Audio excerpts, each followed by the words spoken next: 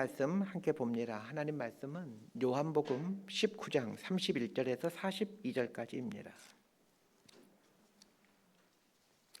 요한복음 19장 31절에서 42절까지 말씀 번갈아 가면서 읽습니다. 제가 먼저 읽겠습니다. 요한복음 19장 31절에서 42절까지입니다.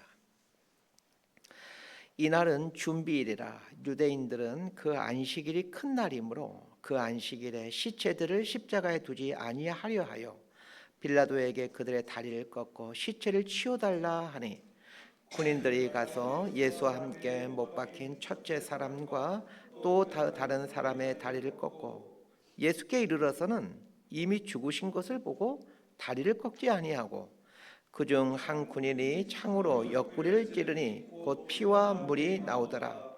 이를 본 자가 증언하였으니 그 증언이 참이라. 그가 자기 말하는 것이 참인 줄 알고 너희로 믿게 하려 함이니라. 이 일이 일어난 것은 그 뼈가 하나도 꺾이지 아니하리라 한 성경을 응하게 하려 함이라. 또 다른 성경에 그들이 그 찌른 자를 보리라 하였느니라.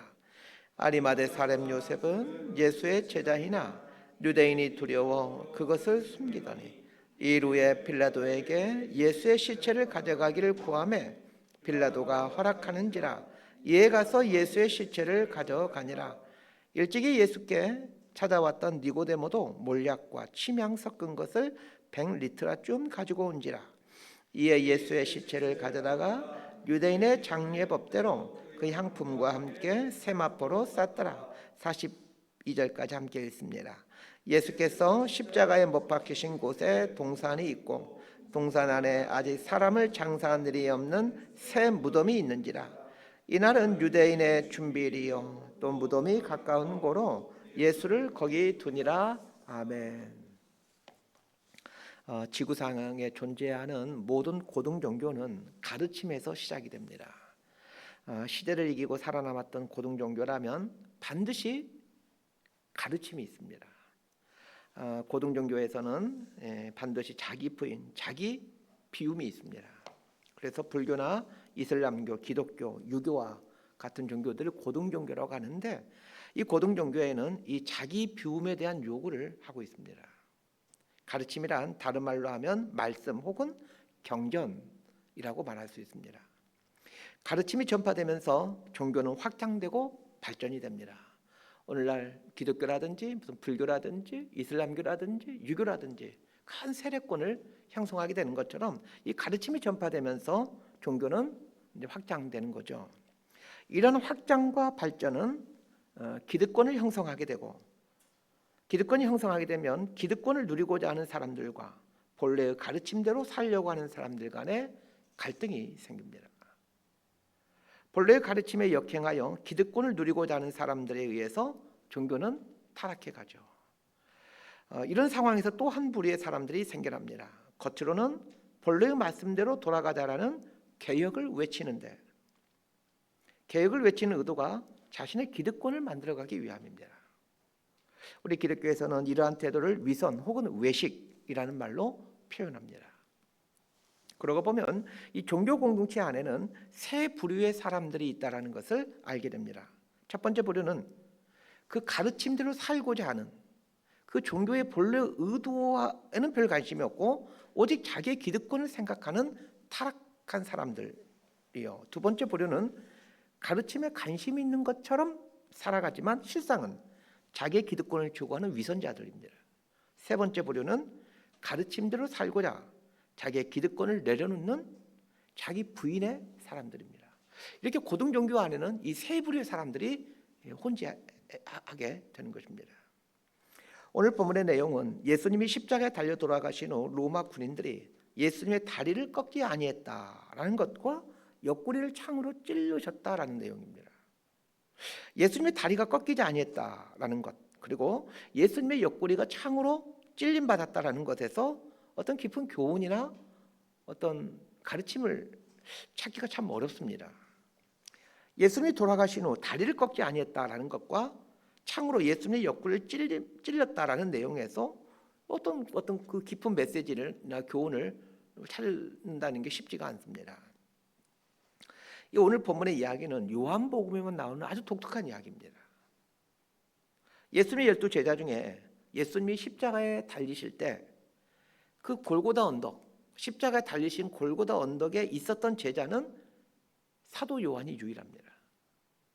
다른 10명의 제자들, 가룟 유다는 배신해서 가버렸고 다른 10명의 제자들, 베드로를 비롯해서 10명의 제자들은 뿔뿔이 흩어졌지만 사도 요한만큼은 그 예수님이 십자가에 달리신 골고다 언덕에 있게 됩니다. 제자들이 뿔뿔이 흩어진 이유는 종교 지도자로부터 받게 될 핍박이 두려웠기 때문입니다. 사도 요한은 이 핍박을 각오하고 예수님의 십자가 앞에 자신을 드러내었습니다. 핍박을 각오하고 십자가 아래에 나온 사도 요한에게만 십자가에 달리신 우리 주님께서 깨닫게 해주신 사건이 오늘 본문입니다. 그래서 요한복음에만 이 사건이 등장하는 겁니다. 오늘 본문을 통해 우리가 배워야 할 것은 믿음이 무엇인가입니다. 31절에서 33절까지 말씀 함께 보도록 합니다. 시작. 이날은 준비일이라. 유대인들은 그 안식일이 큰 날이므로 그 안식일에 시체들을 십자가에 두지 아니하려 하여 빌라도에게 그들의 다리를 꺾어 시체를 치워달라 하니 군인들이 가서 예수와 함께 못 박힌 첫째 사람과 또 그 다른 사람의 다리를 꺾고 예수께 이르러서는 이미 죽으신 것을 보고 다리를 꺾지 아니하고, 로마 군인들이 예수님과 함께 십자가에 달렸던 두 강도의 다리를 꺾습니다. 반면에 예수님의 다리는 꺾지 않으십니다. 본문의 정확한 의도를 알기 위해서는 몇 가지 질문을 해야 됩니다. 첫 번째 질문입니다. 로마 군인들은 왜 두 강도 다리를 꺾었던 것일까요? 통상 로마 제국이 십자가 사형을 집행할 때는 사형수를 며칠 동안이나 십자가에 매달아 놓았습니다. 십자가에 못 박힌다고 바로 죽는 게 아닙니다. 통상 한 3일에서 4일 정도가 지나야 죽는다고 합니다. 3일에서 4일 정도가 지나야 죽게 되지만 죽은 이후에도 며칠 동안이나 그 죽은 시신을 십자가에 매달아 놓습니다. 그렇게 하는 이유는 조선시대에 참수형을 시킨 후 저작거리에 머리를 매달아 놓는 이유와 동일합니다. 십자가 사형수는 정치범과 같은 중범죄자이기에 그들의 시신을 매달아 놓음으로 사람들에게 경고를 하는 겁니다. 우리 로마의 반역할 생각 꿈에도 꾸지 마, 이런 의도입니다. 로마의 전례대로라면 예수님과 함께 십자가에 달린 사형수들은 며칠 동안이나 십자가에 매달려 있어야만 했습니다. 그런데 왜 오늘 본문에서는 로마 군인들이 예수님 양옆에 있던 사형수의 다리를 꺾는 것일까요? 이 질문에 대한 답은 31절 맨 앞에 남아 있습니다.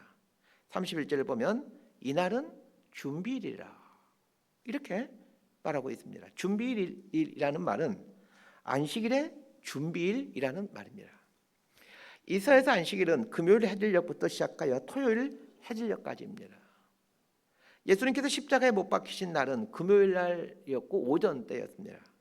금요일 해질녘이 되면 안식일이 시작이 됩니다. 더군다나 예수님이 십자가에 못 박히던 날 해질녘부터 시작하는 안식일은 큰 안식일이었습니다.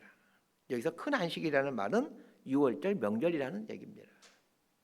위에서 말씀드린 것처럼 로마는 십자가 사형을 할 때 며칠 동안이나 사형수를 십자가에 매달아 놓는 전례가 있었습니다. 그런데 왜 금요일 오전에 예수님과 두 강도를 십자가에 매단 후에 금요일 오후에 두 강도의 다리를 꺾어버리는 일을 하느냐는 것입니다. 31절 하반절을 보면 그 안식일에 시체들을 십자가에 두지 아니하려 하여 이렇게 말하고 있습니다. 곧 안식일이 시작되기에 시체를 십자가에 매달아 놓지 않으려고 했다라는 것입니다. 그럼 도대체 누가 사형수의 시체를 매달아 놓지 못하도록 요구했던 것일까요? 당연히 종교 지도자들과 유대인들이었습니다. 그러면 종교 지도자들과 유대인들은 왜 로마의 전례를 어기면서까지 안식일에 사형수들을 십자가에서 내려놓으라고 요구했던 것일까요? 자, 이게 두 번째 질문입니다. 자, 이 질문에 대한 답은 율법 말씀 때문에 그렇습니다. 신명기 21장 22절과 23절 말씀 우리 자막을 보고 함께 읽습니다. 시작. 사람이 만일 죽일 죄를 범함으로 내가 그를 죽여 나무 위에 달거든 그 시체를 나무 위에 밤새도록 두지 말고 그날에 장사하여 내 하나님 여호와께서 내게 기업으로 주시는 땅을 더럽히지 말라. 나무에 달린 자는 하나님께 저주를 받았음이니라. 유대인들이 생명처럼 여기는 것이 율법이고, 그 율법 중에서 가장 중요하게 여기는 성경이 신명기입니다. 그런데 그 신명기 말씀에 뭐라고 나와 있습니까? 나무 위에 사람을 달아 죽였거든 그 시체를 나무 위에 밤새도록 두지 말아라 라고 말하고 있습니다. 유대인들이 생명처럼 여기는 율법에 나무 위에 사람을 달아 죽였거든 밤새도록 두지 말아라 라는 명령이 나옵니다. 또한 나무 위에 사람을 달아 죽인 후 밤새도록 두게 된다라면 그 땅이 더럽히게 된다라고 말씀하고 있습니다. 예수님과 그 옆에 있는 두 강도가 십자가에 달린 채로 밤을 새우게 된다라면 십자가에 세워진 그 땅 예루살렘은 더럽혀진 땅이 되어버립니다. 예수님과 두 강도가 십자가에 달린 날이 안식일 예비일이었기에 그들은 밤새 내내 십자가에 달려있게 된다라면 이 예루살렘 땅이 더럽혀지게 되는데, 하필이면 안식일이면서 동시에 가장 큰 명절인 6월절에 예루살렘이 더럽혀지게 되는 겁니다. 이것은 종교 지도자들과 유대인들에게 도저히 받아들일 수가 없는 일이었습니다. 그러기에 종교 지도자들과 유대인들은 십자가에 못 박힌 사형수들을 나무 아래로 끌어내리라고 요구했던 것입니다. 그런데 위에서 말씀드렸듯이 십자가에 달린 사형수들은 통상 3일에서 4일 정도가 지나야 목숨이 끊어집니다. 그러기에 로마 군인들은 아직 숨이 끊어지지 아니한 두 강도의 다리를 꺾어 숨이 끊어지게 하는 것입니다. 로마 군인들은 종교 지도자들과 유대인들의 요구에 의해 십자가에 시체를 달아놓지 않기 위해 사형수의 다리를 꺾어서 그 두 강도를 죽게 만듭니다. 그런데 참으로 재미있는 일이 일어납니다. 두 강도 다리만 꺾었지 예수님의 다리는 꺾지 아니했다는 것입니다. 생각해 보십시오. 예수님은 가운데 십자가에 달려 있습니다. 그러면 어느 쪽에 강도의 다리부터 꺾였는지는 알 수가 없지만 어느 쪽에 강도의 다리부터 꺾었든 간에 상관없이 예수님의 다리를 꺾을 순서는 두 번째입니다. 그런데 양옆에 있는 강도 다리는 꺾고 예수님의 다리는 꺾지 않습니다. 그 이유가 무엇입니까? 예수님께서 이미 운명하셨기 때문입니다. 운명하셨기 때문에 다리를 꺾을 필요가 없었던 것입니다. 예수님의 십자가 아래에 있었던 사도 요한은 이 모습을 그냥 지나치지 않습니다. 두 강도의 다리는 꺾으면서 왜 예수님의 다리는 꺾지 아니했는가? 라는 질문을 던지게 되었고, 그 질문에 대해서 성령님은 사도 요한에게 아주 중요한 깨달음을 주게 됩니다. 36절 말씀 함께 읽도록 하겠습니다. 36절입니다. 시작. 이 일이 일어난 것은 그 뼈가 하나도 꺾이지 아니하리라 한 성경을 응하게 하려 함이라. 두 강도의 다리만 꺾고 가운데 있었던 예수님의 다리는 꺾지 않는 것은 하나님의 말씀을 이루기 위함이라는 겁니다. 그러면 구약 성경에 메시아가 죽을 때 메시아의 다리가 꺾이지 아니한다라는 그런 말씀이 있을까요? 그런 말씀 없습니다. 그럼에도 왜 사도 요한은 예수님의 다리가 꺾지 아니하는 것을 두고 성경 말씀을 이루기 위함이라고 말하고 있는 것일까요? 36절과 관련된 구약 성경 말씀이 있습니다. 이 성경책 혹시 갖고 계신 분들은 성경책을 보면 36절에 각주가 되어 있는데 기역이라고 각주가 되어 있을 겁니다. 그리고 기역에 의해 아랫부분에 각주 설명이 나와 있죠. 출애굽기 12장 46절 말씀과 민수기 9장 12절 말씀, 그리고 시편 34편 20절 말씀이 성경에 각주가 되어 있을 겁니다. 이 각주의 뜻은 예수님의 다리가 꺾지 아니한 것과 관련된 말씀이 바로 이 세 구절이다 라는 뜻입니다. 자, 그러면 이 세 구절을 한번 봐야 되겠죠. 출애굽기 12장 46절 말씀, 우리 자막을 보고 함께 읽도록 합니다. 시작. 한 집에서 먹되 그 고기를 조금도 집 밖으로 내지 말고 뼈도 꺾지 말지며. 자, 민수기 9장 12절 말씀 함께 봅니다. 시작. 아침까지 그것을 조금도 남겨두지 말며 그 뼈를 하나도 꺾지 말아서 유월절 모든 율례대로 지킬 것이니라. 시편 34편 20절도 함께 읽습니다. 시작. 그의 모든 뼈를 보호하시며 그 중에서 하나도 꺾이지 아니하도다. 구약 성경에서 메시아가 죽을 때 다리뼈가 꺾이지 아니한다 이런 말씀은 없습니다. 다만 유월절 양을 잡을 때 그 양의 다리뼈를 꺾지 말아야 된다는 것에 대해서 아주 중요하게 말씀을 몇 군데서나 중요하게 말씀하고 있다는 것입니다. 이스라엘 백성들은 유월절이 되면 유월절 예배일 날, 즉 금요일 날 오전에 꼭 하는 습관이 있습니다. 유월절 어린 양을 잡는 일입니다. 유월절 어린 양을 잡는 금요일 오전에 예수님은 하필이면 유월절 어린 양이 되셔서 십자가에 달려 돌아가십니다. 그런데 예수님과 함께 십자가에 못 박혔던 두 강도는 다리를 꺾게 되지만 예수님의 다리는 꺾지 않습니다. 예수님이 십자가에 달려 돌아가실 때 십자가 아래에 있었던 사도 요한에게 성령께서 주신 깨달음이 이것입니다. 두 강도 다리는 꺾임을 당하는 반면에 예수님의 다리는 꺾임받지 아니하는 그렇게 중요하지 않을 것 같던 이 작은 일 앞에서 성령 하나님은 사도 요한에게 깊은 깨달음을 주신 것입니다. 예수님 옆에 있었던 두 강도는 다리를 꺾임을 당했지만 예수님은 다리가 꺾임 당하지 아니하는 것은 하나님께서 구약 성경을 통해 몇 번이나 말씀하셨던 유월절 어린 양의 다리는 꺾어서는 안 된다라는 그 말씀을 이루어가기 위함이라는 것입니다. 여기서 중요한 깨달음을 얻게 됩니다. 첫 번째는 왜 다른 10명의 제자들은 예수님의 다리가 꺾임당하지 않는 사건을 통해 하나님의 말씀이 그대로 이루어진다는 이 귀한 깨달음을 얻지 못한 반면에 유독 사도 요한만 이 귀한 깨달음을 가졌느냐는 것입니다. 여러분 마태복음에도 이 이야기가 나와 있지 않습니다. 마가복음에도 이 이야기가 나오지 않습니다. 누가복음에도 이 이야기는 없습니다. 오로지 요한복음에 나옵니다. 자, 그 이유는 분명합니다. 사도 요한만이 예수님의 십자가 아래에 자신을 위치시켰기 때문입니다. 그렇다면 이 부분을 통해 무엇을 깨달아야 되고 어떻게 우리 삶에 적용시켜야겠습니까? 기꺼이 십자가를 가까이 하려고 하는 인생에게 하나님은 놀라운 은혜를 주신다는 것입니다. 성도라면 누구나 하나님께 은혜를 구하실 것입니다. 하나님의 뜻을 알게 해달라는 은혜를 구하실 겁니다. 아마 우리 기도하면서 습관적으로 하나님 저에게 은혜를 주십시오. 하나님을 더 알게 해주십시오. 뭐 이런 기도를 많이 하실 겁니다. 그러나 그 하나님의 은혜를 깨닫는 비결, 하나님의 깊은 뜻을 알게 되는 비결은 십자가 가까이 서는 것입니다. 십자가를 선택하는 것입니다. 십자가를 멀리하고 십자가를 하고는 전혀 상관없는 삶을 살면서 하나님 저에게 은혜를 주십시오. 하나님의 깊은 지식들을 알게 해주십시오. 하나님에서 알게 해주십시오. 이게 앞뒤가 안 맞는다는 얘기입니다. 십자가를 선택하면 선택할수록 하나님의 깊은 뜻을 깨닫게 된다는 것입니다.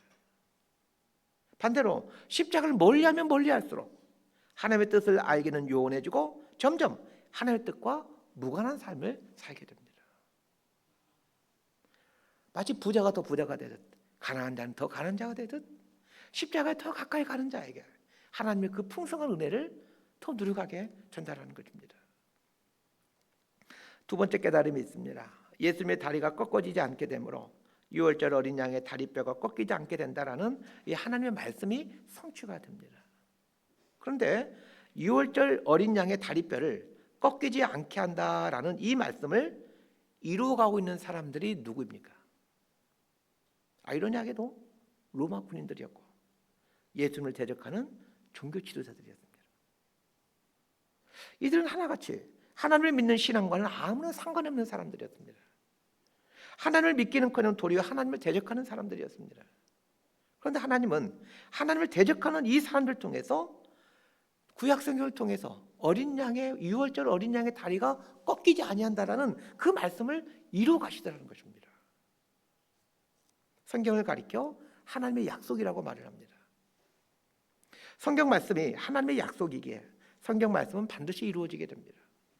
그런데 하나님의 약속의 말씀인 이 성경을 잘 보시길 바랍니다. 전혀 상반된 성격의 약속들이 등장합니다. 하나님을 대적하는 사람에 대한 약속과 하나님을 신뢰하는 사람에 대한 약속입니다. 주위에서 보셔야 될 것은 하나님을 대적하는 사람도 하나님의 약속을 이루어가고 하나님을 신뢰하는 사람도 하나님의 약속을 이루어가더라는 것입니다. 성경에는 악인에 대한 하나님의 약속이 수도 없이 등장합니다. 그러기에 악인 역시 하나님의 약속을 이루어가는 삶을 삽니다. 성경에는 의인에 대한 하나님의 약속이 수도 없이 등장합니다. 그러기에 의인 역시 하나님의 약속을 이루어가는 삶을 삽니다. 모든 사람은 하나님의 말씀을 이루어가는 삶을 살아갑니다. 중요한 것은 하나님을 대적함으로 하나님의 약속을 이루어가는 사람과 하나님을 신뢰함으로 하나님의 약속을 이루어가는 사람으로 구분이 된다는 것입니다. 그렇다면 저와 여러분은 하나님을 대적함으로 하나님의 약속을 이루어가고 있는 사람입니까? 아니면 하나님을 신뢰함으로 하나님의 약속을 이루어가는 사람입니까? 자, 우리 34절 말씀 함께 보도록 하겠습니다. 34절입니다. 시작. 그중 한 군인이 창으로 옆구리를 찌르니 그 피와 물이 나오더라. 예수님의 다리를 꺾지 않았던 것은 예수님이 운명하셨기 때문이다라고 위에서 말씀드렸습니다. 그런데 좀 당황스러운 일이 생깁니다.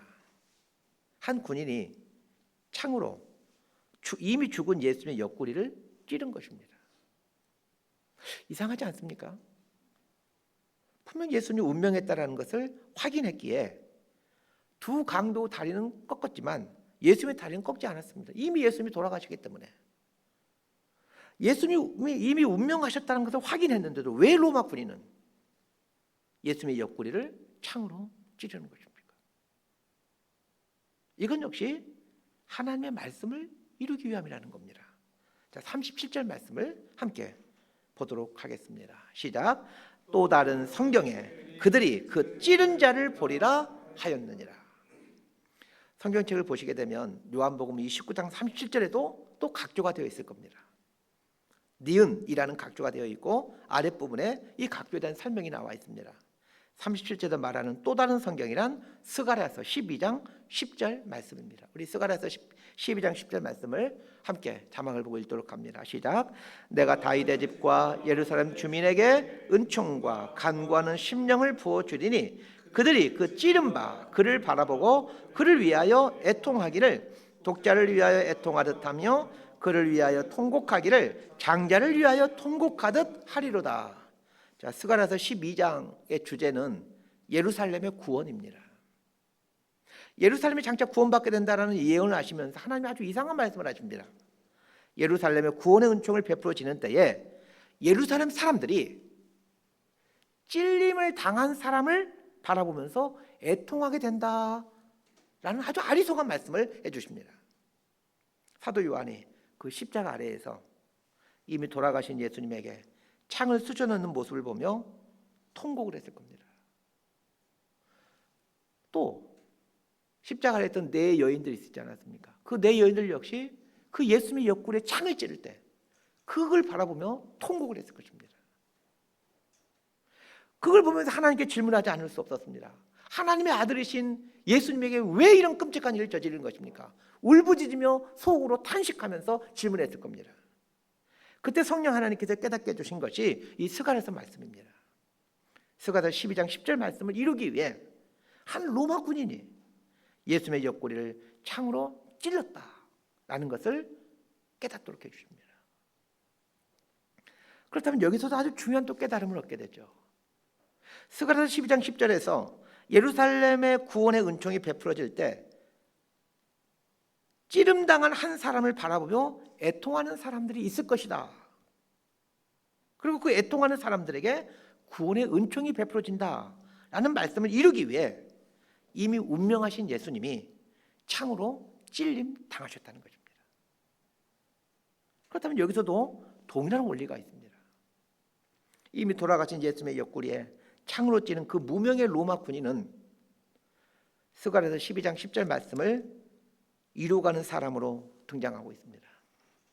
자, 그 무명의 로마 군인 그 사람이 스가랴서 12장 10절 말씀을 알고 하나님 말씀을 이루어가기 위해서 예수님의 옆구리에 창을 들이댄 것이 아니었습니다. 예수님이 운명하실 때 예수님의 십자가 아래는 사도 요한도 있었고 예수님의 옆구리를 창으로 찌는 그 로마 군인도 있었습니다. 똑같이 예수님의 십자가 아래에 있었습니다. 그러나 한 사람은 그 찔림 당한 자를 보며 애통함으로 하나님이 주시는 구원의 은총을 받는다라는 이 말씀을 이루고는 사람으로 등장하죠. 사도 요한이 이 사람으로 등장하죠. 그런데 반면에 또 다른 사람은 메시아가 찔림 당하게 된다라는 그 말씀을 이루어가기 위해 메시아를 찌르는 사람으로 등장합니다. 하나님을 사랑했던 사도 요한도 하나님 말씀을 이루어가는 사람으로 서 있고, 하나님과는 아무런 상관없는 이 악한 사람이었던 로마 군인도 하나님 말씀을 이루어가는 사람으로 서 있다는 것입니다. 이렇게 모든 사람들은 모양을 달리하여 하나님 말씀을 이루어가는 삶을 살고 있습니다. 악한 일을 함으로 하나님 말씀을 이루어가는 사람으로 살아가고 있는 사람이 있는가 하면, 어떤 사람은 선한 일을 함으로 하나님 말씀을 이루어가는 사람으로 살아갑니다. 저와 여러분은 어떤 모습으로 하나님 말씀을 이루며 살아가는 사람입니까? 인생은 이렇게 결정하는 겁니다. 악이든 선이든 다 하나님의 뜻을 이루어가는 사람으로 살아가는데, 긍정적인 측면에서 선한 측면에서 하나님의 뜻을 이루어가는 사람이 있고, 그 악한 측면에 속해서 하나님의 말씀을 이루어가는 사람들로 나뉘어지게 됩니다. 말씀 정리합니다. 악인이든 선인이든 이 땅에 존재하는 모든 사람은 하나님의 말씀을 이루며 살아갑니다. 중요한 것은 선한 도구가 되어 하나님의 말씀을 이루는 사람이 될 것인가, 아니면 악한 도구가 되어 하나님의 말씀을 이루는 사람이 될 것이냐입니다. 믿음을 이렇게 정의할 수 있습니다. 하나님의 말씀은 반드시 이루어지는 하나님의 약속임을 믿고 선한 도구가 되어 하나님의 말씀을 이루는 사람으로 살아가는 것, 이것이 믿음이라고 정의할 수 있습니다. 믿음이란 믿습니다가 아닙니다. 하나님의 말씀은 반드시 이루어진다는 것과 모든 인생은 어떤 모양으로든지 하나님의 말씀을 이루어가는 도구가 되는데, 선한 도구가 되므로 하나님 말씀을 이루어가는 삶을 믿음의 삶이라고 말합니다. 우리 모두는 하나님의 피조물입니다. 그러하기에 우리 모두는 어떤 모양으로든지 하나님 말씀을 이루는 도구로 살아갈 수밖에 없습니다. 중요한 것은 하나님 말씀을 이루는 선한 도구가 되어 살아갈 것인가, 아니면 하나님 말씀을 이루는 악한 도구가 되어서 살아갈 것인가를 선택해야 되는데, 그것은 철저히 자신의 몫이라는 것입니다. 그리고 그 선택이 믿음입니다. 믿음으로 산다라는 말은 하나님 말씀을 이루는 선한 도구가 되는 것을 선택한다라는 말입니다. 하나님 말씀을 이루는 그 선한 도구로 살아갈 수 있게 되기를 진심으로 소망하고 축복합니다. 기도하겠습니다. 하나님, 모든 것들이 하나님 말씀대로 이루어집니다. 모든 인생들은 모양을 달리하여 하나님 말씀을 이루는 도구로 살아간다라는 것을 오늘 말씀을 통해 배웁니다. 바라옵기는 매 순간 자신에게 나는 하나님 말씀을 이루는 선한 도구입니까? 아니면 악한 도구입니까?를 진지하게 물으며 예수님의 십자가를 선택함으로 선한 도구가 되어 하나님 말씀을 이루어가는 복된 인생이 될 수 있도록 우리 삶을 붙들어 주옵소서. 예수님 이름으로 기도드리옵나이다. 아멘.